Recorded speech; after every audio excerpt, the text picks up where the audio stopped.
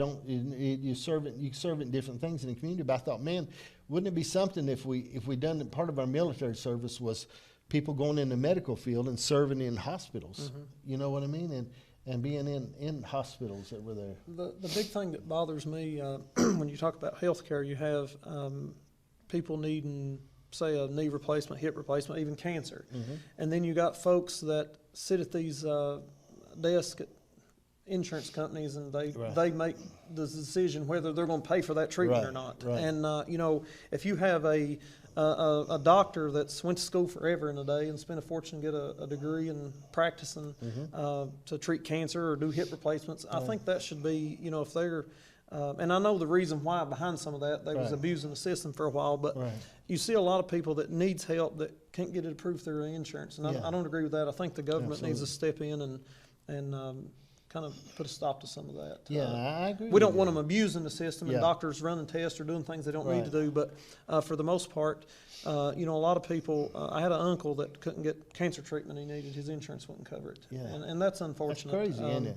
I think people like that should be prosecuted instead of somebody that bought stolen property and got a receipt for it. You know, I agree, so 100%. but there's a lot of problems in the country, and you know, obviously there'll still be some of the same problems when you and I both are gone. But we could definitely make some improvements. You know, I found too. I had the same doctor for years, and a good doctor and everything. But I went over to now my primary physician is a nurse practitioner, and I really like her. Okay, I mean that seems like a field that's really grown. It is in the last little bit. But she's, you know, and I know doctors are busy, and you can't stop and talk to everybody all the time. But what I found with her is she really sat down with me and said, all right, here are your options, John. Here's what you're looking at. Here's what you can do. Here's where you're at. You're in the red line here, the green line here, and this is what's going on. I like that. My girlfriend is actually a nurse practitioner, and when we first started dating, I'd complain about a little something. She was doing the full exam, so I was like, you know, I was kind of cautious what I told her from that point on, because I'd be in the ER if I didn't watch. But so they definitely, I'll agree, nurse practitioner, they definitely take the time to talk with you. And some don't do their job at all, and some overdo it. And she's one of the overdoers and wants to know everything. You have pain here, and I was like, well, not really. I'm just kidding. I interviewed a young lady the other day has been a nurse, and she was over nurses for 26 years in the nursing field, and now she teaches CAs. And now she teaches those, and she really likes it. But I mean, she talks about her heart and what all she done, and the things that went through, and how much work a nurse does, and it's a lot. They have a tough job. Yeah. Tough job. Yeah. Well, tell me about your job, supervisor. Tell me about this. How did this come about? You know, 14 years ago, or I apologize, 18 years ago. The first time I ran for office, I was 26 maybe.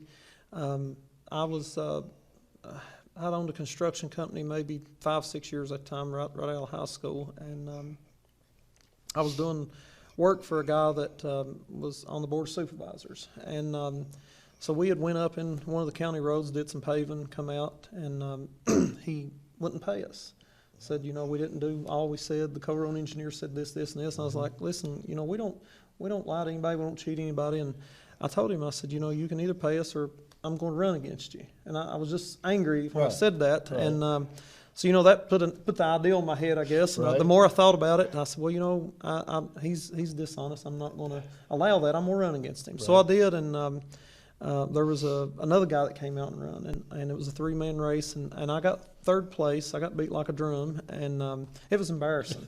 And, you know, I went home at night, and I was really embarrassed, and I was dreading the next day. And I got up the next day and went to work, and everybody was just like, hate you didn't win, you know. And I was like, well, not all of you. Why didn't you vote for me? But anyway, you know, I was amazed at the way, even though I lost, people treated me the same. And so the new guy that came in, he was worse than the first one, and he did a lot of bad stuff and stuff he should have did, he didn't do.